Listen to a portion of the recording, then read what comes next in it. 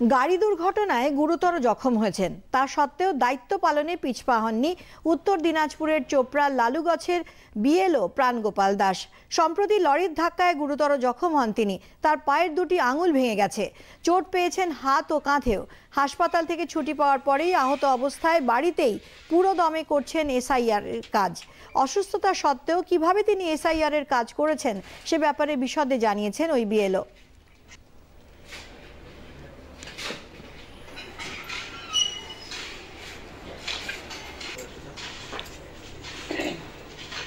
এত অসুস্থতা থাকা সত্ত্বেও আমি 80% কাজ কমপ্লিট করেছি, বাকি 20% কাজ আমার এখনও আনকমপ্লিট রয়েছে। তো আশা রাখছি এটাও আমি কমপ্লিট করব। আমি হসপিটাল থেকে ছুটি নিয়ে চলে আসছি, আমাকে হসপিটালে থাকতে বলছিল। পায়ের দুটো আঙ্গুল আমার, এই যে আপনারা দেখতে পাচ্ছেন, দুটো আঙ্গুল আমার ভেঙে গেছে।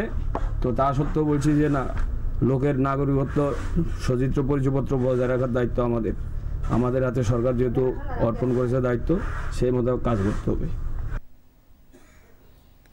প্রাণগোপাল দাসের দায়িত্বশীল মনোভাব দেখে খুশি তার পরিজনরা।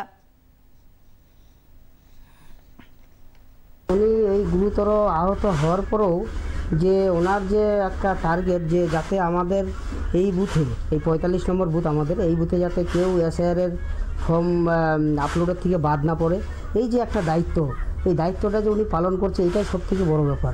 এটা একটা প্রশংসনীয় ব্যাপার যে ওনাকে দায়িত্ব যেটা দেওয়া হয়েছে উনি কিন্তু দায়িত্ব থেকে এড়িয়ে যাননি, উনি সেই দায়িত্বটা পালন করেই যাচ্ছে।